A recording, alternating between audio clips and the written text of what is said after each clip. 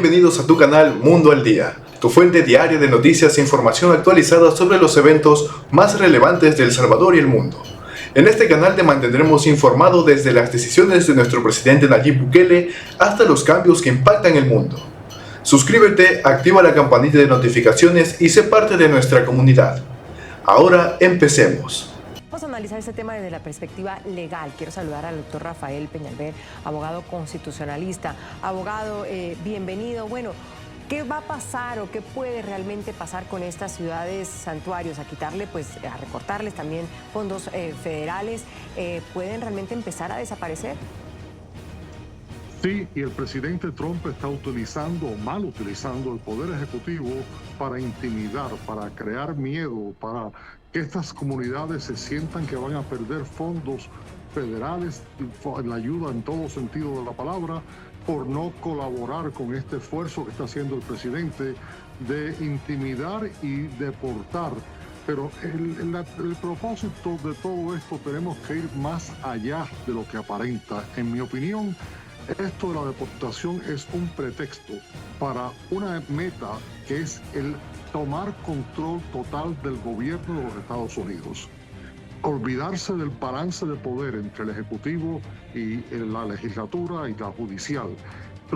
La meta de Trump obviamente es desaparecer el gobierno federal estructurado como lo estructuraron los fundadores de la nación a través de la Constitución y crear un ejecutivo todopoderoso donde cual todo tenga que pasar a través de su control.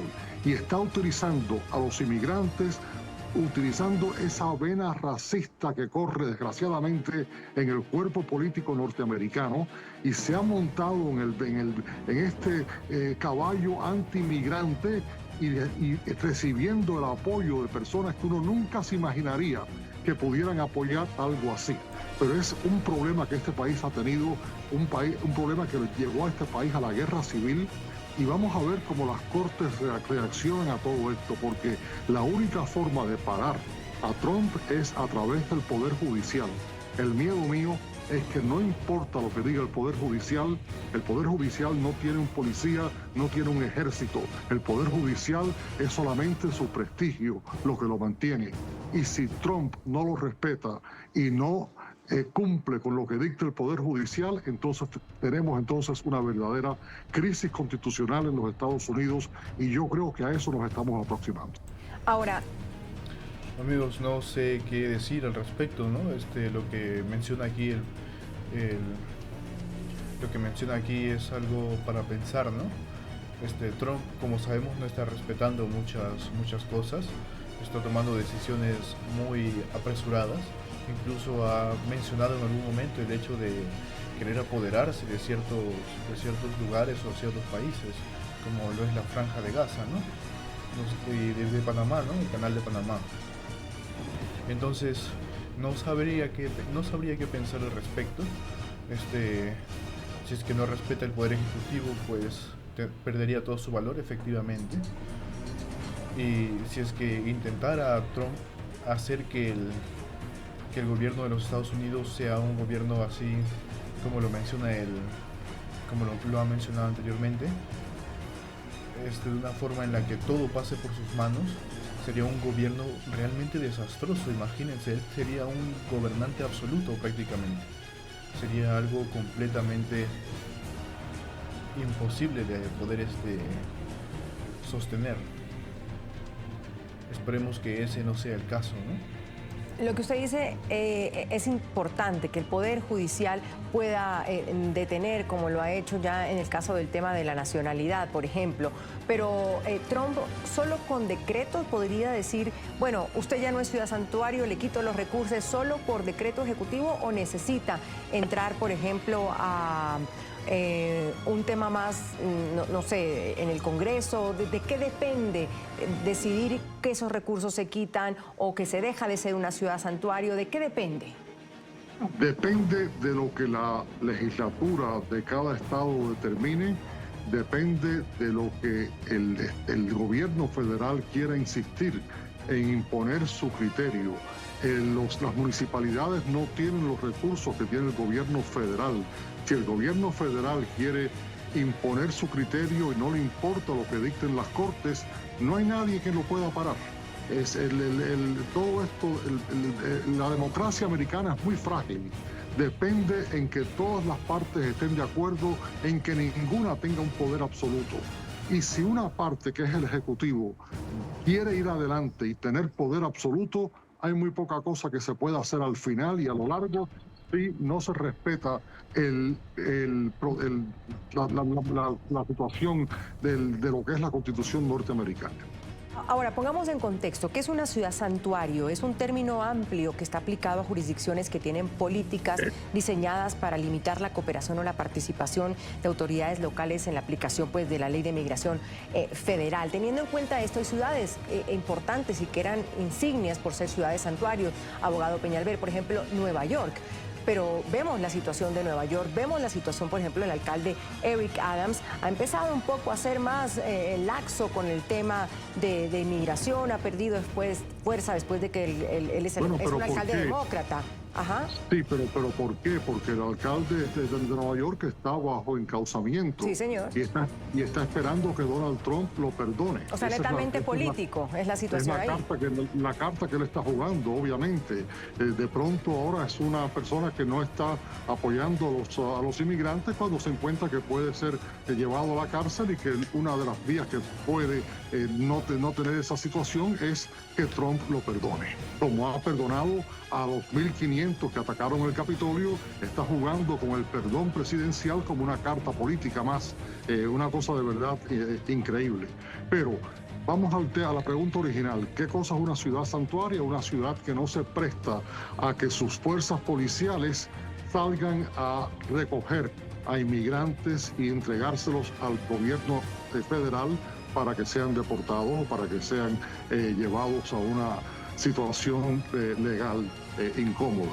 Son ciudades donde dicen sí, si el gobierno federal quiere entrar y quiere aplicar la ley, ellos normalmente permiten que eso se haga, pero no van a utilizar las fuerzas locales para hacer lo que en realidad debería estar haciendo exclusivamente el gobierno federal, porque el tema de inmigración es un tema exclusivamente federal, no local ni estatal.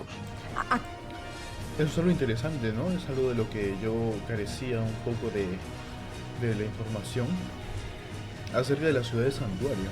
Yo no siempre he escuchado ciudad de santuario, pero no conocía muy bien a qué se referían. Entonces, el término ciudad santuario se refiere a ese dato, ¿no? En el que solamente pueden intervenir lo que es el gobierno federal. Sin embargo, en el caso de las deportaciones, los policías de las ciudades no van a intervenir en cosas que tengan que ver con el gobierno federal. Ahí necesita intervención de lo que son los policías federales. Eso es algo realmente muy interesante, algo de lo que yo carecía un poco acerca de esa información. Sin embargo, ahora que lo sé, es algo muy interesante de poder escuchar. ¿Qué puede llevar esta polémica o este debate entre el gobierno de Donald Trump y los gobiernos federales? Por ejemplo, el de Los Ángeles sigue siendo muy duro al decir no vamos a dejar de ser ciudad santuario, estamos protegiendo las escuelas. ¿A qué puede llevar esta pelea? Exactamente, ¿no? Si es una ciudad santuario, ahora que pues ya conocemos el término, al ser una ciudad santuario debe velar por la protección de los ciudadanos. Entonces, en el caso de, como menciona, Los Ángeles, pues debe velar por la protección. Ya hemos visto en más de una ocasión, creo en este canal, las noticias acerca de cómo es que están estudiantes, las personas que estudian, universitarios y escuelas, no están yendo a estudiar por temor a ser deportados. Es algo increíble, ciertamente. Entonces, me parece bien que Los Ángeles haya decretado de que no va a seguir siendo una ciudad santuario y que no va a permitir que usen el poder de la misma ciudad, ¿no? Los policías de la misma ciudad. Me parece algo sorprendente, la verdad, algo que hay que para poder hacer eso hay que tener mucho valor, ciertamente, de parte de del alcalde de este estado. La pelea puede ser seria, y puede ser seria porque va mucho más allá, repito, del tema de inmigración. Estamos viendo un gobierno federal que quiere apoderarse de todo el poder en una forma absoluta. Presidente Donald Trump, la orden ya fue publicada por el Departamento de Seguridad Nacional de la Unión Americana, mientras crece, por supuesto, la incertidumbre para cientos de miles de migrantes de Venezuela que han huido de ese atroz régimen y que ya estaban beneficiados con esta medida muy importante. Estaban ya en un estatus que les permitía trabajar y que les permitía estar de manera legal en Estados Unidos. Claudia, a partir de ahora contamos un plazo de 60 días que serán cruciales. El 7 de abril es la primera fecha definida. Ese día terminará el TPS que fue designado el 3 de octubre del año 2023 por el entonces gobierno del demócrata, presidente de los Estados Unidos, Joe Biden. El punto clave de esta noticia lo ven ustedes aquí en la pantalla. Queremos repetir el gráfico. Por favor, producción, son 348.202 los venezolanos, 348.202, cerca de 50.000. Serán los primeros en quedarse sin esa protección que les representaba tener el estatus de protección temporal. Estamos hablando de 1/3 de millón. Es una cantidad sumamente impresionante las personas que se van a quedar sin TPS, bueno, los primeros que se van a quedar sin TPS, ¿no? Es realmente sorprendente lo que va a suceder de aquí a, como vemos ahí la fecha, que son 60 días de plazo a partir del 6 de febrero, entonces vencería el 7 de abril, perdón. El 7 de abril habrían 348.202 venezolanos, hablamos solamente de venezolanos, no de otras personas que estén beneficiadas con el TPS. 348.000 personas que van a quedar sin TPS, sin la protección de este estado de protección temporal. Entonces va a ser realmente algo catastrófico en ese momento. Esperemos no lleguen a deportarlos en su totalidad. Obviamente va a ser muy complicado para el Estado poder deportar esa cantidad de personas. Sin embargo, esperemos también que las personas que saben que están prósperas a perder el TPS estén tomando las medidas necesarias, ¿no?, para que puedan permanecer y alargar su estadía en el país norteamericano. Llamado TPS. Se quedan sin esa herramienta legal que los amparaba de la deportación y que además les otorgaba permisos de trabajo.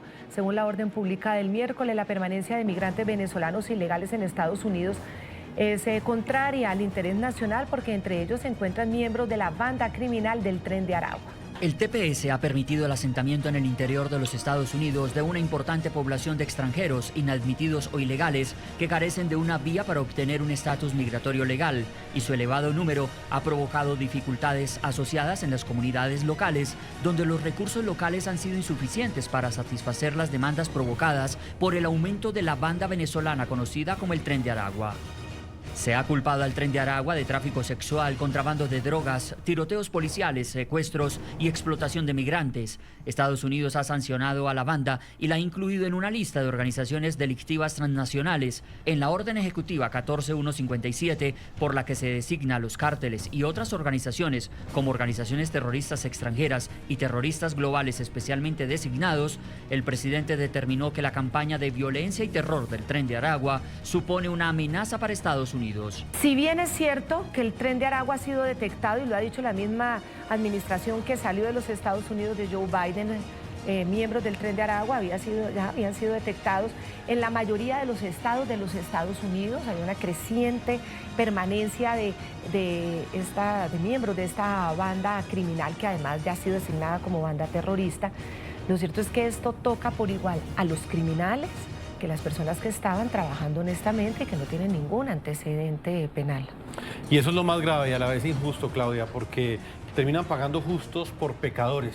En el caso de los venezolanos cobijados por la designación del TPS anterior al año 2023, hablamos del que rige desde el 9 de marzo del año 2021, en este caso la protección continuará vigente hasta el 10 de septiembre del año 2025. a esta fecha podrían continuar con su estatus temporal otros 250.000 migrantes del país suramericano.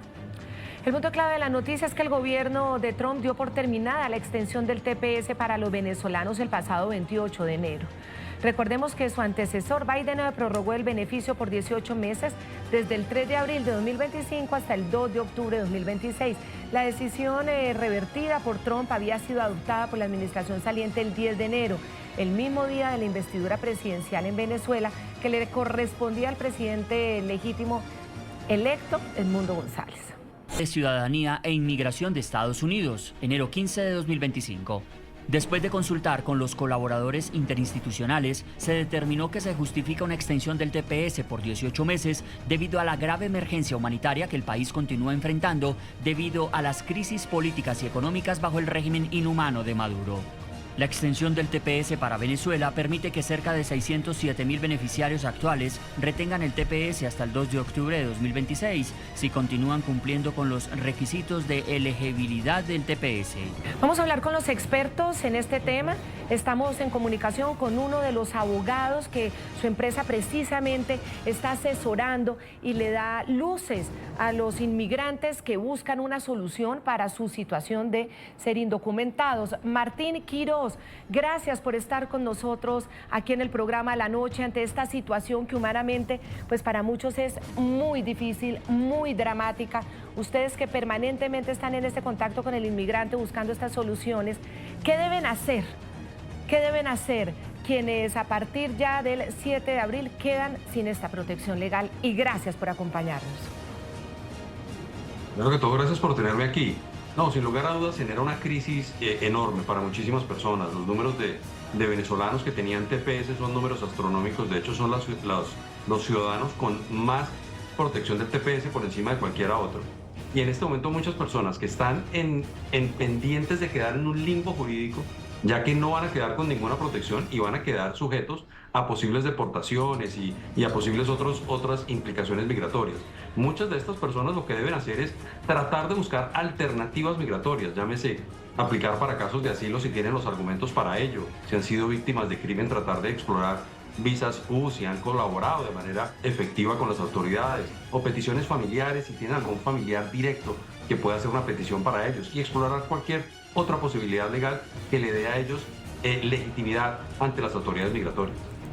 Exactamente, ¿no, amigos? Lo que hemos estado hablando en pasados videos acerca del TPS y el tema de inmigración es que el mejor consejo que les han llegado a dar los expertos a través de las entrevistas que se han dado es que lo mejor que pueden hacer es que consigan un abogado de inmigración. Ellos son expertos en el tema, ellos les van a dar recomendaciones, les van a dar una lista de opciones prácticamente para que puedan tomar acción sobre qué cosa puedo hacer y qué cosa no puedo hacer. Entonces, bajo estas medidas pueden evitar ser deportados y llegar a encontrar una solución, ¿no? Para que se puedan extender su estadía ahí en el país hasta que puedan conseguir quedarse de manera permanente, lo cual actualmente es un poco complicado porque sabemos que han tenido esto. Sin embargo, es una buena medida, ¿no? El tomar acción de una vez por todas para evitar las deportaciones. Creo que es una de las mejores opciones que tienen actualmente y creo que el estar preparados para poder luchar en contra de este acto que se está cometiendo en la actualidad, porque es un acto sinceramente un poco descabellado lo que se está haciendo. El quitar el TPS de esa forma es algo que va en contra de la Constitución, si no me equivoco, de Estados Unidos. Entonces esperemos que pues esperemos que puedan mantenerse un poco más de tiempo en el país y exploren la cantidad de vías necesarias para que puedan permanecer allí en el país trabajando. Abogado Martín Quiroz, nosotros hoy en el equipo de producción del programa La Noche intentamos conversar o por lo menos traer aquí al programa La Noche a varios de estos migrantes y realmente la experiencia fue un poco frustrante porque fue evidente el miedo, el terror que tienen de dar la cara también, porque pueden llegar a ser deportados luego de que su estatus ilegal en los Estados Unidos quede en evidencia. En el caso específico suyo, ¿cuál ha sido su experiencia? ¿Qué percibe usted en esos venezolanos que llegan a su oficina buscando una solución para no ser deportados el próximo mes de abril? No, sin duda alguna, pues el TPS era la herramienta principal que estábamos utilizando para brindarles algún tipo de protección en contra de la deportación y para que obtuvieran un permiso de trabajo. Ahora que esto ya está por desvanecer y está por desaparecer, y dadas las tendencias políticas del gobierno Trump, pues muy seguramente no van a extender estos beneficios. Entonces, realmente esto crea más caos, que pienso que es a la larga lo que la administración federal busca, ¿no? Crear más caos, crear más incertidumbre en las personas, y ciertamente muchas de las personas, muchos de nuestros clientes y la comunidad en general, pues hay un poco de zozobra, sobre todo por todas las redadas, y porque se materializa realmente el hecho de que puedan capturarlos y iniciarles procesos efectivos de deportación y regresarlos a un país donde realmente pues no pueden estar por motivos de seguridad o cualquier otro.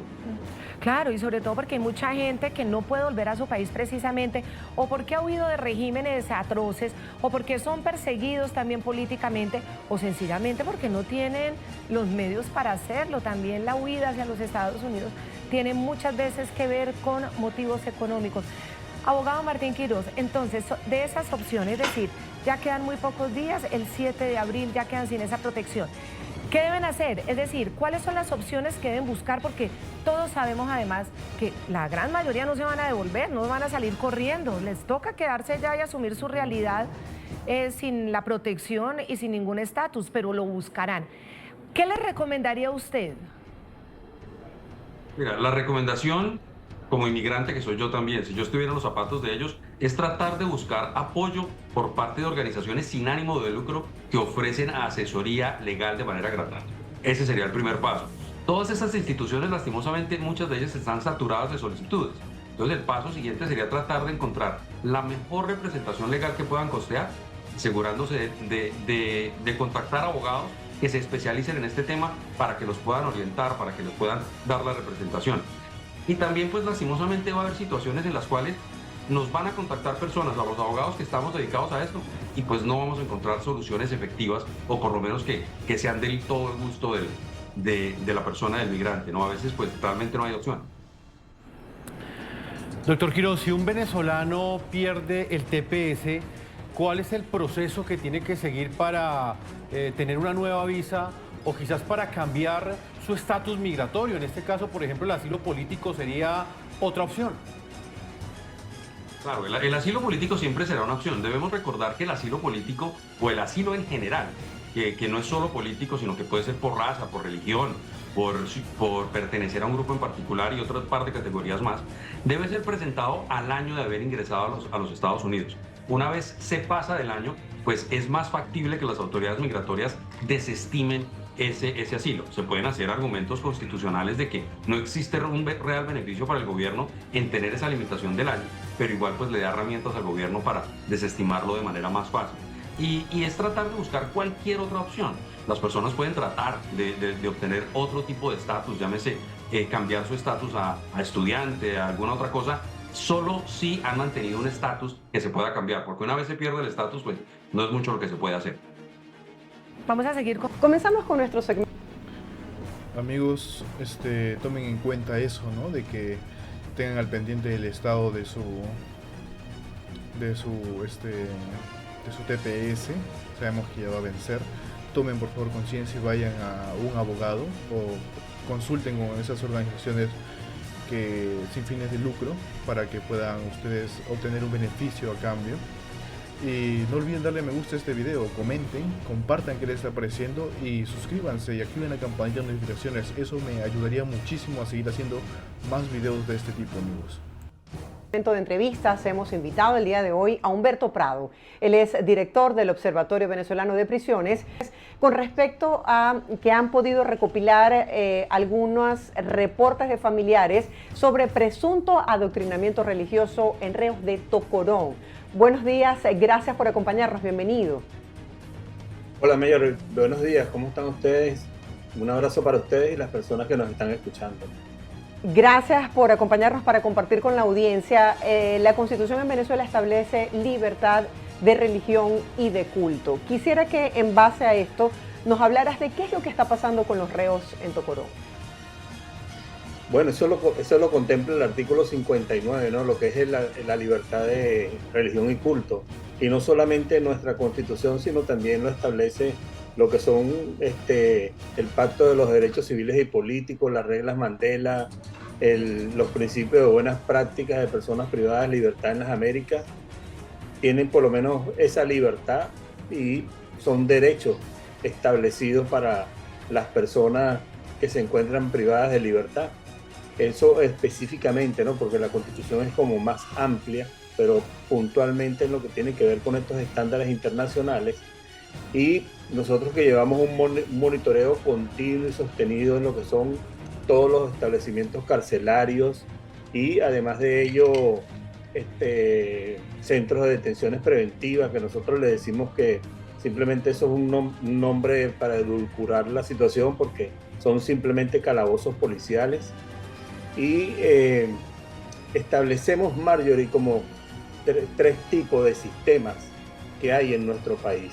Uno es el sistema penitenciario que está en manos del Ministerio del Ministerio Penitenciario. Otro que son los calabozos policiales, que están en manos de las diferentes policías municipales, policías estadales y la Policía Nacional, y además de los calabozos del CICPC y del mismo SEBIN y DIGESIN.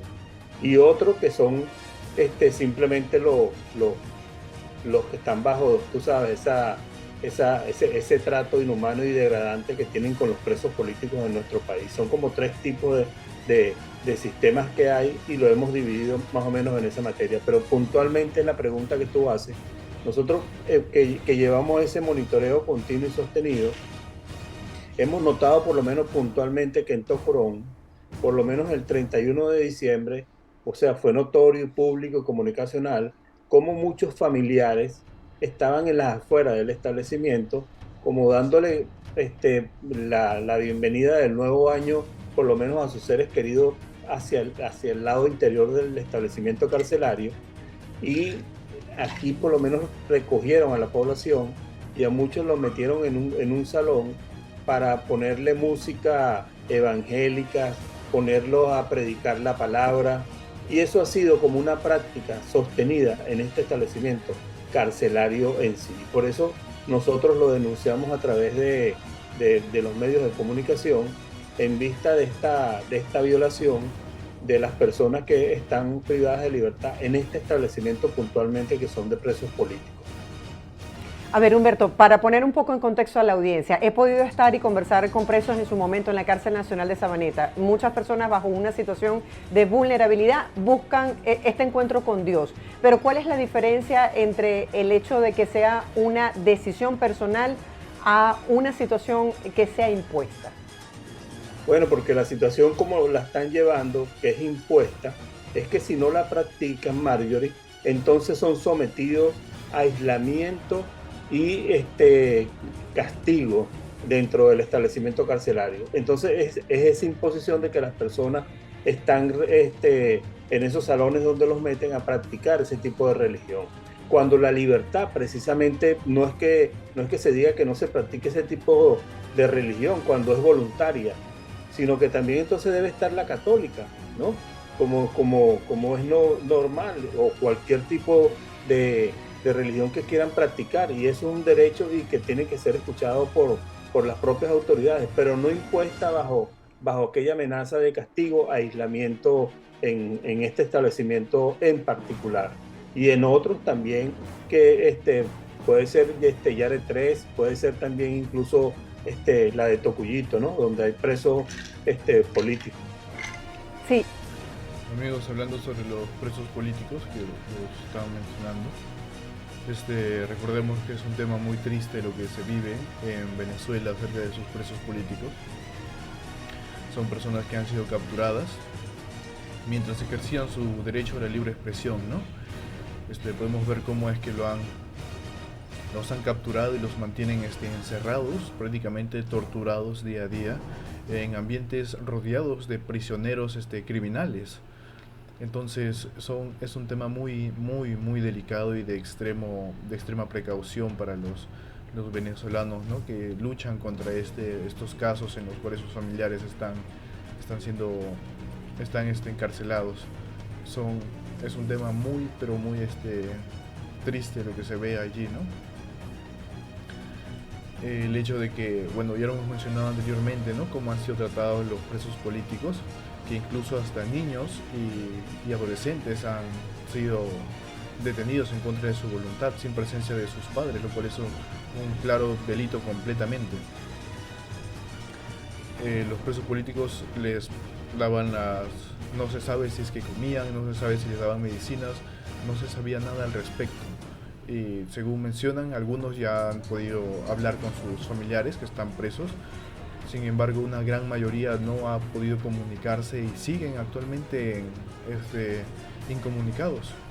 Esperemos las situaciones cambien y puedan llegar a ver otra vez la luz del sol, ¿no? O sea, llegar a ser libres. Y justamente quería profundizar en eso. ¿Qué han señalado los familiares de los presos políticos sobre cuál es la situación actual de sus seres queridos, si se les ha permitido las visitas, en qué condiciones se encuentran ellos? Mira, es como te dije anteriormente que hay como 3 sistemas, porque por lo menos en calabozos como la DIGESIN y el SEBIN, yo creo que tú incluso en las entrevistas que has tenido con otras personas que trabajan en estos temas, siempre te dicen que a los presos políticos le niegan el derecho a nombrar a su abogado de confianza. Le niegan el derecho a ser visitado por sus seres queridos, por un familiar. Y además de ello, están sometidos a un aislamiento prolongado. Y a un aislamiento prolongado porque está prohibido incluso en los estándares internacionales. Porque cuando tú te metes en lo que tiene que ver con el Código Orgánico Penitenciario, todo lo relativo a lo que tiene que ver con la visita, entonces te mandan simplemente a que estará establecido en un reglamento de este código.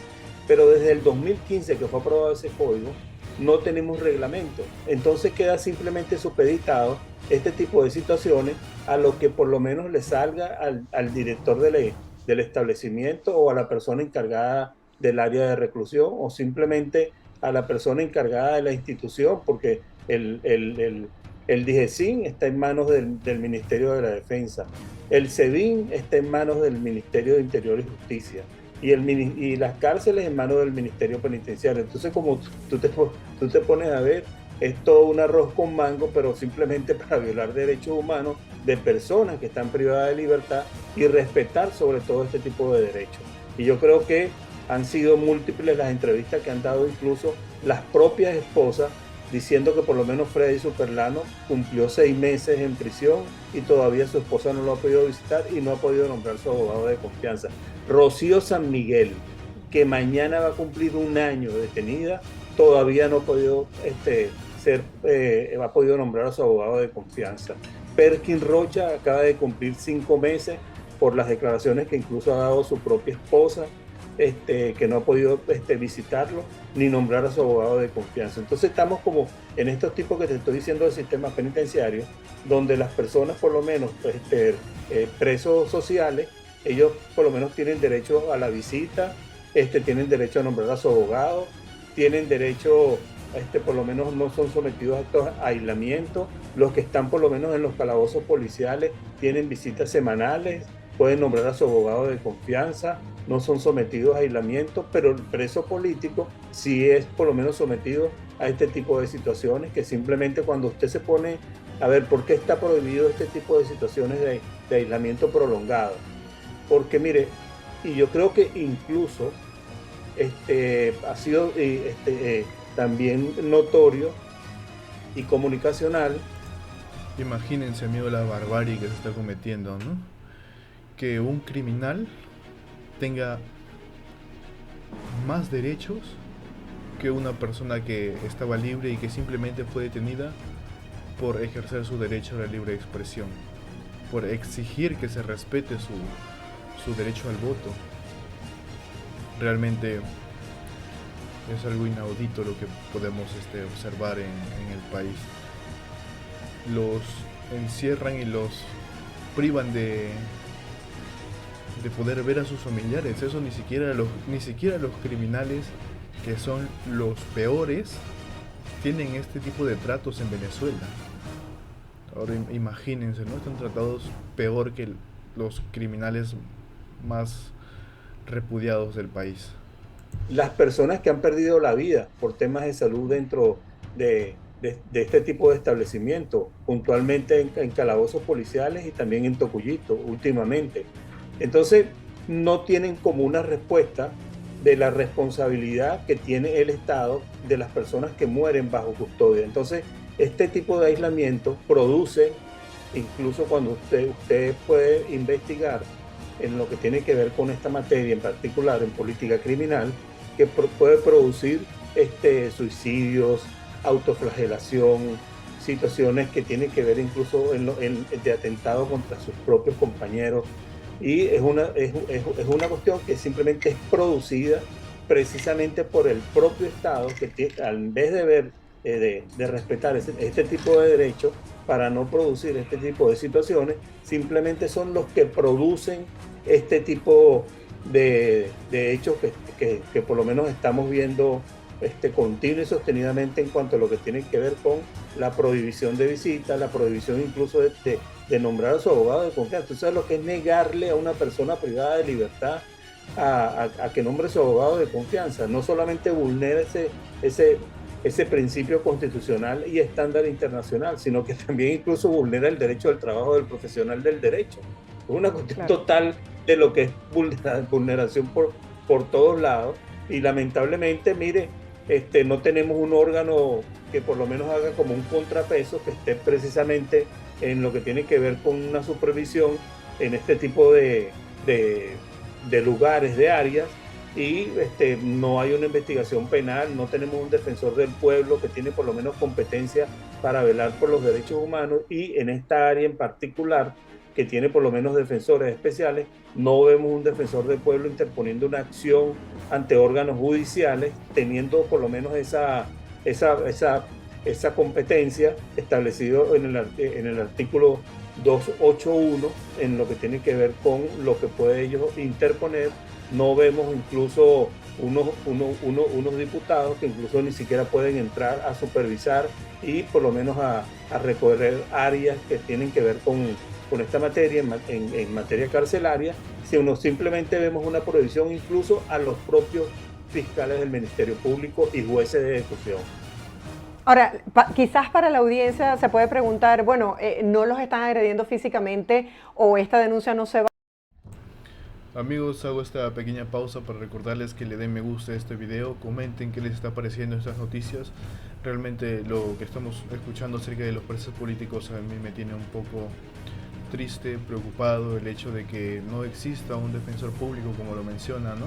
Para el caso de las personas que han sido vulneradas de esta manera. Sabemos que su fiscal pues no es tan competente como hemos visto, ¿no?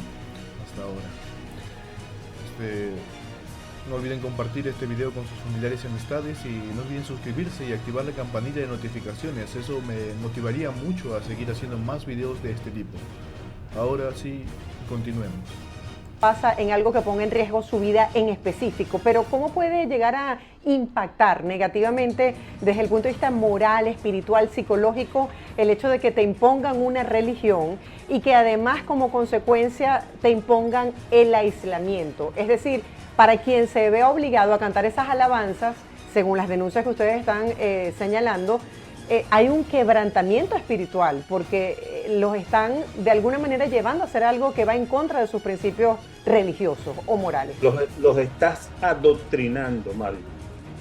a todas las personas que simplemente tienen el derecho de escoger qué tipo de religión por lo menos ellos procesar o cuál es su religión en sí. ¿Por qué por lo menos no se le permite la entrada a la Iglesia Católica, por lo menos para hablar con los presos o dar una misa? ¿Por qué no lo hacen? Igual como lo hacen por lo menos con este tipo de imposiciones con la religión evangélica.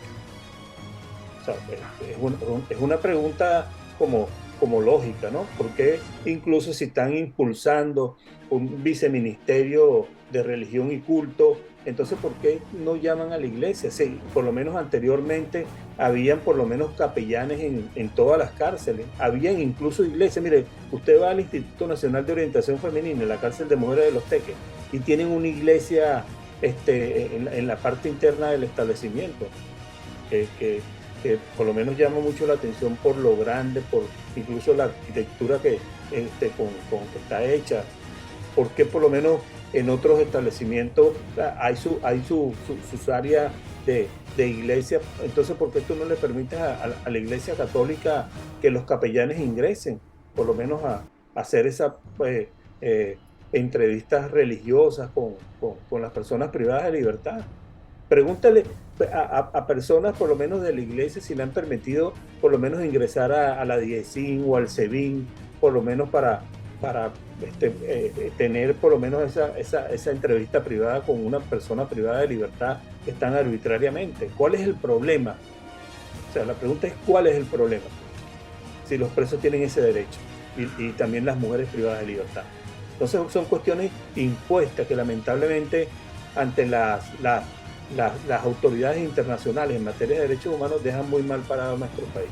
Incluso, Marisol, fíjate, desde el 2010, la cárcel, el centro penitenciario de Aragua, conocido como Tocorón, está bajo medidas provisionales de la Corte Interamericana de Derechos Humanos. El Rodeo está bajo medidas provisionales de la Corte Interamericana de Derechos Humanos. Y tú ves por lo menos la situación del Rodeo 1 también, cómo tratan, cómo son incluso atendidas las visitas, como una visita por lo menos se entrevista con su ser querido, que le ponen una capucha, que se encuentra a un funcionario que en vez de tener su cara descubierta y estar debidamente identificado, simplemente están escondidos bajo una capucha. Abogado Quiroz, a pesar de lo injusto que es esta situación, es innegable que el asunto migratorio en los Estados Unidos se desbordó. Y se desbordó hasta llegar a una crisis muy, muy profunda, y lo tuvo que reconocer el mismo gobierno de Biden, cuando el mismo secretario de Estado, Anthony Blinken, tuvo que decir: estamos en una verdadera crisis. Porque es verdad que todas estas migraciones masivas afectan a otros países, pero en ninguno hay un desbordamiento tan intenso como el que ocurrió en los Estados Unidos. Esta era una solución, no había otra. Había que partir de ceros, porque eso es lo que tratan de explicarnos. Es tan grave la situación que tocaba partir de ceros para poner la casa en orden. Mira, yo pienso que sin duda alguna hay hasta cierto punto una crisis. Sí, hay demasiados inmigrantes, las cortes de inmigración están absolutamente saturadas con procesos.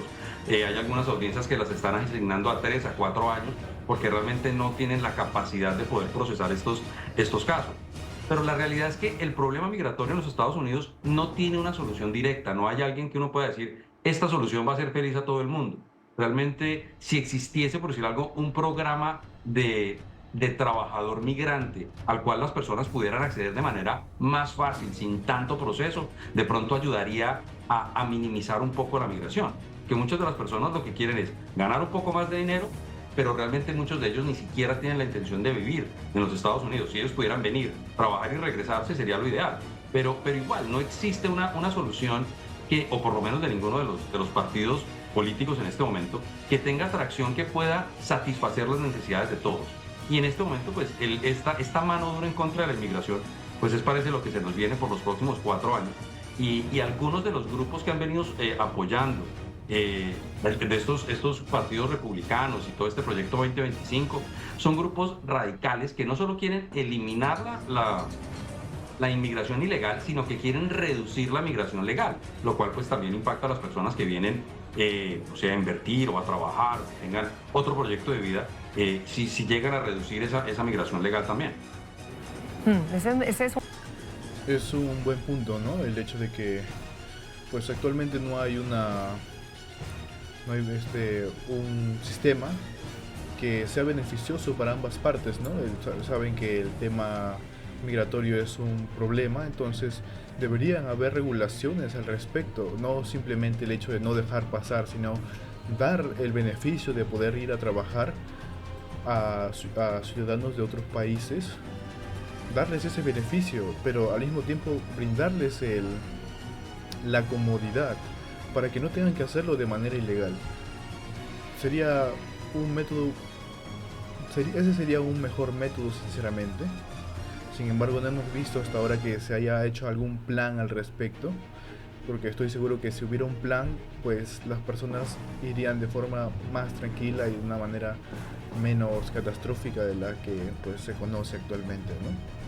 Y no tendría que existir cada cierto tiempo una de estas deportaciones de forma arbitraria, bueno, o al menos no de esta manera tan masiva como lo estamos viendo actualmente. Un punto importante, porque este TPS daba legalidad, es decir, estas personas ahora quedan en precisamente la oscuridad, la ilegalidad de indocumentados cuando ya estaban regularizados. Es muy difícil de entender. No, y es muy claro que... Exactamente, ¿no? O sea, estas personas ya prácticamente habían hecho un largo papeleo, habían sido investigados para que obtengan el beneficio del TPS. Y sin embargo, a pesar de haber hecho todo el papeleo, a pesar de haberse acomodado a lo que el país les exigía, a pesar de todo lo que han hecho, el país se lo va a arrebatar de esta manera tan catastrófica, ¿no? Como si pudieran hacer lo que quisieran en cualquier momento. Ni siquiera están respetando sus propias leyes de su constitución, que es algo verdaderamente algo peligroso, por así decirlo, ¿no? Algo que podría poner en peligro al gobierno de los Estados Unidos. No todos los migrantes son criminales, y en esa dirección el mismo congresista Carlos Jiménez pues planteó la posibilidad de revisar caso por caso. Estamos hablando de 600.000 casos que hay en los Estados Unidos. ¿Usted qué piensa de esta posibilidad? Y también quisiéramos saber si cree usted que Estados Unidos tiene en este momento la logística y los profesionales capaces para hacer esta evaluación objetiva. Definitivamente en cuanto a recursos, a Estados Unidos nunca le van a faltar recursos, simplemente los recursos que tiene la patrulla fronteriza, los mismos que tiene la ICE, son recursos masivos, y prueba de ello es que ahora están abriendo Guantánamo, y bueno, van a hacer todo lo posible para hacer todo tipo de procesos desde todos los ángulos, porque como te digo, yo pienso que una de las cosas interesantes que le pasó a este gobierno fue la oportunidad de tener 4 años de descanso para realmente analizar cómo hacer las cosas y volviesen a tomar el poder. Y para mí ha sido claro que la primera administración Trump se vio que querían hacer cosas para torpedear los procesos migratorios, pero de la misma manera fue de una manera un poco torpe. Pienso que esta vez, gracias al apoyo de muchas personas que están enfocadas en este tipo de cosas con ese argumento antiinmigrante, han tomado medidas un poco más drásticas, mucho más quirúrgicas, llamadas a torpedear todos los procesos. Hace 8 años, en su momento, cuando dijeron que vamos a crear este gran muro para que nadie pase, si bien no lo lograron al 100%, lo que sí lograron fue crear un muro legal que hacía todo un poco más difícil. Bueno, un poco no, mucho más difícil. Entonces, en este momento, ese aparataje está caminando, y en el medio migratorio, los abogados de inmigración, todas las personas que estamos en este gremio, pues estamos tratando de prepararnos para lo peor, ¿no? Claro, porque además, digamos que estamos hablando del primer grupo, que son los 348.000, y ahora vendrá un grupo de 250.000 más adelante, que son los que estará vigente hasta el 10 de septiembre, así que es mucha gente, son muchísimas personas. Queremos agradecerle mucho, abogado Martín Quiroz, experto en asuntos de migración, además asesor legal del Consulado de Colombia, ahí mismo en la ciudad, por habernos acompañado hoy, y esperamos volver a contar con usted, porque este tema va a estar en la agenda permanentemente. Exactamente, el tema de la migración va a ser un tema que tiene para mucho tiempo, por lo menos todo el gobierno de Trump. Así que va a ser un momento en el que los abogados van a estar muy ocupados. Esperemos que logremos, que se logre, encontrar algún método para poder evitar las deportaciones tan masivas, ¿no? Porque estamos viendo que se están incumpliendo varias normas y sobre todo los están devolviendo de una forma poco respetuosas, ¿no? Les están devolviendo encadenados o amarrados, lo cual es completamente innecesario para deportarlos a los ciudadanos, ¿no? Ellos no son criminales, son personas que han ido a trabajar, merecen respeto. Entonces creo que deberían ser tratadas con un poco más de respeto. Muchísimas gracias por tenerme aquí, siempre un placer. Vamos a hacer una pausa para comerciales y ya hablamos de Guantánamo y hablamos de esos congresistas que le piden al gobierno Trump, los congresistas de su propio partido que le piden al gobierno Trump revisar esto, revisar lo de los venezolanos. También María Elvira Salazar, recién fue la posición de Donald Trump, también pidió que se revisara el tema de cómo proteger a los venezolanos que han huido de ese atroz régimen. Estará con nosotros el senador Reed Scott del partido. Conversando con el abogado Martín Quiroz, precisamente una de las personas que hace parte de ese grupo de abogados que asesoran permanentemente inmigrantes para lograr su estatus, su documentación, que tiene también historias pues, muy particulares de sus clientes y de esas personas. Porque tenemos que seguir viendo estos puntos clave de la noticia, porque vale la pena recordar la inmigración venezolana, el tamaño de la inmigración venezolana. Según los datos de la plataforma R4B, en el mundo hay un total de 7,8 millones de venezolanos refugiados inmigrantes. De ellos, 6,7 millones se encuentran en países de América Latina y el Caribe. Son cifras con corte al 3 de diciembre del año 2024. Y de acuerdo con cifras extraoficiales conocidas por NTN 24, del total de la diáspora venezolana, alrededor de 1.3 millones de personas se encuentra hoy en territorio estadounidense. El secretario de Estado de los Estados Unidos, Marco Rubio, durante su gira por Centroamérica, esta semana responsabilizó a las dictaduras de Nicaragua, Cuba y Venezuela de la crisis migratoria en el hemisferio. Esos tres regímenes que existen en Nicaragua, Venezuela y Cuba son enemigos de la humanidad y han creado una crisis migratoria. Si no fuera por esos tres regímenes, no hubiera una crisis migratoria en el hemisferio. Ellos lo han creado porque son países donde su sistema no funciona. Abogado Martínez. Bueno, de cierta manera no se equivoca, ¿no? El hecho de que existan las dictaduras como Cuba y Nicaragua, y en este caso también Venezuela, que actualmente es la más reciente, ¿no? Que existan eso de aquí provocan lo que estamos viendo en el caso de Venezuela. La existencia de las dictaduras previas de Cuba y Nicaragua han provocado lo que está sucediendo en Venezuela. Entonces, debe ser algo muy importante a tomar en consideración. El hecho de que hay que tomar más en cuenta lo que está sucediendo también en esa parte del mundo, ¿no? Sería algo verdaderamente bueno que también se pudiera derrocar estas dos dictaduras. Quiroz, quien es experto en asuntos de migración, además es asesor legal del Consulado de Colombia, ahí en esa misma ciudad. ¿Qué opina de este argumento? ¿Es verdad que estos regímenes dictatoriales se han convertido en un expulsor fundamental, gravísimo de migrantes? Y él dice que si no fuera por ellos no habría crisis, es decir, habría migración de otros países, pero no crisis. ¿Usted lo ve así? Mira, sin duda alguna no quiero apuntar los dedos a decir que es por culpa de esto, por culpa de aquello, pero sin lugar a dudas, por decir algo, fenómenos migrantes como esos caminantes que cruzaban el tapón del Darién, esos son fenómenos que se dan por esas migraciones masivas. Y sí, tenemos que admitirlo, que esas migraciones masivas se dan por crisis en diversos países, pero por ahí también cruzaban personas que venían de países muy remotos. Ha habido anécdotas de personas que han cruzado por ese tapón del Darién, que vienen de Asia, que vienen de China, que vienen de lugares muy remotos. Entonces, realmente, esta crisis migratoria no es solo algo que afecta a América Latina, sino que afecta también a países europeos. Hay unas crisis en diversos países con respecto a este tema migratorio. Y que muchos de esos migrantes resultan en las puertas de los Estados Unidos tratando de ingresar a pedir algún tipo de protección, de refugio o de asilo, ¿no? Doctor Quiroz, pero al mismo tiempo que el secretario de Estado Marco Rubio pues asegura que estos países son los culpables de la crisis migratoria que enfrenta el hemisferio, vemos ya unas políticas del presidente Donald Trump con respecto a Venezuela. El pasado viernes uno de sus principales enviados especiales para misiones internacionales estuvo pues reunido con Nicolás Maduro y pues bueno, en ese contexto logró pues la liberación de 6 secuestrados que estaban en poder de la dictadura.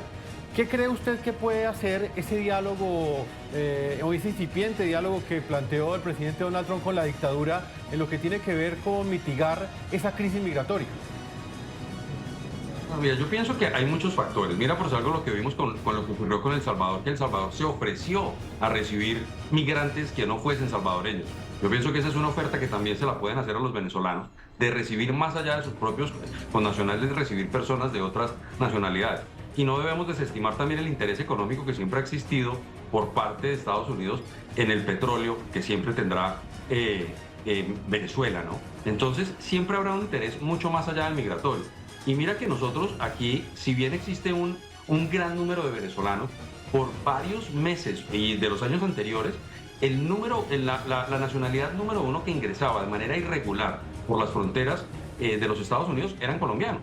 Entonces, no necesariamente podemos atribuir el fenómeno migratorio a políticas, llámese de derecha o de izquierda, porque es un fenómeno simplemente que impacta a Latinoamérica y que ha impactado grandemente a los Estados Unidos. Y clave lo que dice, es verdad, el interés económico. Fíjese que a pesar de todos estos esfuerzos que ha hecho el expresidente de los Estados Unidos, Joe Biden, para mitigar precisamente ese dolor del migrante y poderles generar algún tipo de estatus, de todas maneras, la licencia de Chevron se mantuvo. Es una licencia que, según los expertos, desde que fue activa esta licencia, le ha dejado al régimen más de 10.000 millones de dólares. Pero bueno, vamos a ver por qué los mismos congresistas republicanos, incluso demócratas, han pedido de manera constante que esa licencia se detenga porque sirven, argumentan ellos, para la máquina represora del dictador. Ahora, hablando de Colombia, en el caso de Colombia no hemos tenido una dictadura, pero sí hemos tenido una situación muy compleja de orden público, de inseguridad, de crimen organizado, de narcotráfico, de reclutamiento forzado. Es decir, siempre hemos estado en esas circunstancias. ¿Hasta qué punto esa migración es más por esos motivos o por motivos definitivamente de un desarrollo económico que nunca llegó a la región, a toda América Latina? Un desarrollo económico precario que ha generado que la única opción para la gente, para sus hijos, para buscar una mejor vida, una vida con prosperidad, sea migrar hacia los Estados Unidos. Amigos, hago esta pequeña pausa para recordarles que le den me gusta a este video. No olviden comentar qué les está pareciendo las noticias que estamos viendo el día de hoy. Realmente son bastante impactantes. Disculpen, estoy dando un poquito mal en la garganta. No olviden compartirlo y suscribirse y activar la campanita de notificaciones. Es totalmente gratis y esto me ayudaría mucho a poder seguir haciendo más videos de este tipo. Ahora sí, continuemos. Mira, Claudia, yo pienso que sin duda alguna la gran mayoría de personas que llegan a los Estados Unidos tratando de aplicar a un asilo, la gran mayoría de ellos tienen argumentos muy débiles. No existe realmente una persecución efectiva en contra de la persona. No pueden demostrar de manera efectiva que el gobierno les está dando ofrecer protección. No pueden demostrar que si su persecución, supongamos, fue en la ciudad de Medellín, ¿por qué no se fueron a vivir a Villavicencio o a Riohacha o a cualquier otra ciudad donde no se viesen perseguidos?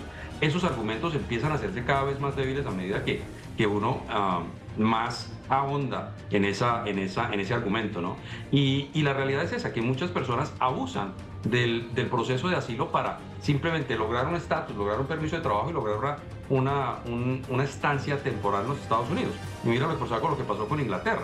Inglaterra ya le puso limitaciones al proceso de asilo para colombianos y ese tipo de situaciones, y es algo que realmente Estados Unidos podría en algún momento considerar para tratar de mitigar un poco esas exageradas aplicaciones de asilo de personas que realmente no tienen el argumento. Claudia, y ese dato es bien importante. De acuerdo con información de la Oficina de Control de Activos Extranjeros del Departamento del Tesoro, actualmente hay unos 800.000 detenidos que están asociados al grupo criminal Tren de Aragua. 800, sí, hay 800 detenidos. Estos arrestos representan el 0,6% de todos los venezolanos que, bueno, según los cálculos, están en Estados Unidos. Ya decíamos, son cerca de uno. Amigos, ni un 1% de los venezolanos pertenecen a la organización criminal Tren de Aragua en los Estados Unidos. Y sin embargo hemos escuchado en muchas de las noticias y mensajes que han dado que hay un excedente de criminales de parte del Tren de Aragua y que los venezolanos están pues influyendo en ese tema, ¿no? Porque decían que había un gran porcentaje de estos criminales. Y ahora cuando sale la noticia real, pues es menos del 1% la cantidad de criminales que hay del Tren de Aragua en Estados Unidos. Y pues es algo impactante porque debido a esto es que se han dado muchas de las actuales políticas, ¿no? Para devolver a los inmigrantes a sus países, mencionándolos y diciéndoles criminales, o sea, dándoles fama de criminales, cuando lo cierto es que menos de 1% son parte de esas organizaciones criminales. Podemos observar claramente un acto de, como mencionó al inicio, ¿no? Que existe un poco de la discriminación en el tema de América Latina y Estados Unidos, que según menciona siempre ha habido ese tema, ¿no?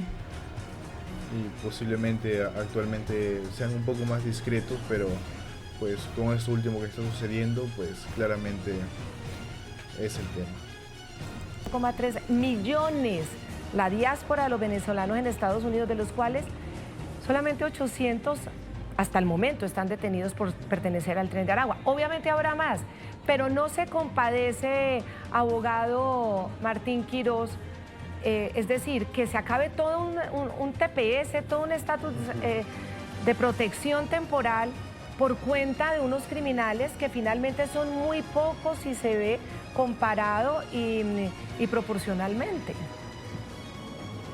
No, sin duda alguna, todo es desproporcionado. Realmente sí existe una necesidad de protección para el venezolano, dadas las condiciones en las que se encuentra el país. Pero lastimosamente fue la receta perfecta para una desastre como estas, que llega un presidente con una mano dura frente a la inmigración, no solo ilegal, sino me atrevo a decir un poco hasta con la legal.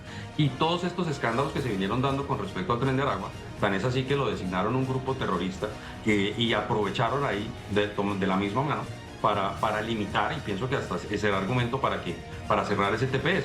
Y la realidad es que también le achacan a personas que realmente no tienen ningún récord criminal, que no tienen ningún tipo de vínculo con este tipo de organizaciones al margen de la ley o organizaciones criminales, pero les terminan achacando esa relación. Tenemos personas que tienen pues algo doble ciudadanía, que se encuentran en centros de detención, que por el hecho de ser venezolanos les aducen, o los oficiales de migratorios que hacen estas entrevistas de miedo creíble iniciales, les achacan esas vinculaciones con el Tren de Aragua, y pues de una vez ya te acusan a ti de algo, pues es tú ya que se vuelve tu responsabilidad el tratar de desvirtuar esa posición, ¿no? Sí, incluso, abogado Quiroz, las organizaciones como Venezuelan Caucus y el Centro para la Democracia y el Desarrollo de las Américas, ellos aseguran que ninguno de los miembros del Tren de Aragua arrestados es beneficiario del TPS, por lo menos ninguno de los arrestados hasta ahora. Leopoldo Martínez Nucete, Centro para la Democracia.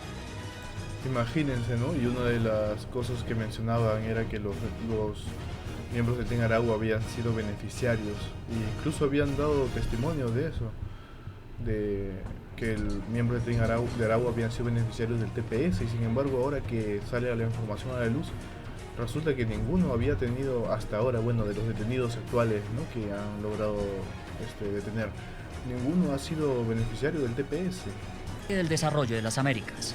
Se ha estigmatizado a la noble y sufrida migración venezolana beneficiada de la necesaria protección migratoria de TPS, con la falsa narrativa de la presencia masiva del Tren de Aragua en los Estados Unidos. Según los datos ofrecidos por las autoridades policiales estadounidenses, hasta la fecha se han encontrado 800 casos de delincuentes de origen venezolano, quienes merecen recaiga sobre ellos todo el peso de la ley. Por cierto, ninguno de estos delincuentes es beneficiario del TPS.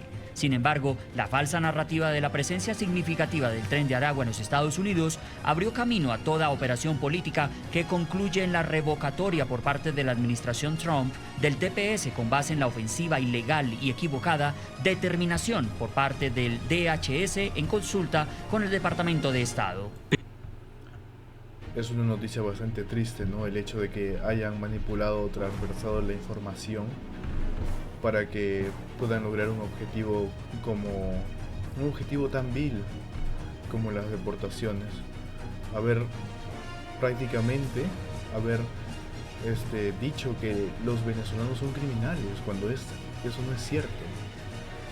Son un pueblo que ha llegado para pedir ayuda y a trabajar sobre todo, para poder obtener un futuro mejor. Y ahora los han catalogado de criminales, cuando lo cierto es que ni siquiera el 1% de la población venezolana que está en el país ha sido perteneciente a esta banda criminal. Algo realmente sorprendente lo que se puede ver, ¿no? Algo realmente triste lo que observamos hoy en día. Definitivamente estos personajes que hacen parte del Tren de Aragua, sin lugar a dudas el nivel de sofisticación pues no es el más grande, y acceder al TPS pues requiere un trámite legal al cual pues ellos de pronto la gran mayoría no tendrán acceso o no tendrán el conocimiento, y eso es en parte Como sabemos, amigos, los que han pasado por ese tema, nosotros hemos escuchado aquí en el canal, ¿no?, cómo es el proceso aproximado de la solicitación del TPS. Y es que para este beneficio del estado de protección temporal te hacen una previa investigación para saber que no tienes registros criminales. O sea, no tenía sentido el hecho de que hubieran criminales en las calles con el TPS, a menos que la propia agencia no haya hecho bien su trabajo, ¿no? Pero según los datos actuales que se tienen, no existe un criminal del Tren de Aragua que tenga TPS. Entonces, ¿qué podemos llegar a pensar sobre lo que está sucediendo? Realmente a mí me parece algo muy triste lo que estoy viendo en estos momentos. Por el cual muchos de ellos no tendrán ese beneficio del TPS. Hemos llegado a la parte final del programa Mundo al Día. Les agradecemos por quedarse hasta el final del video. No olviden darle like, suscribirse y activar la campanita de notificaciones para que estén actualizados sobre las noticias más relevantes de El Salvador y el mundo. Esto fue Mundo al Día.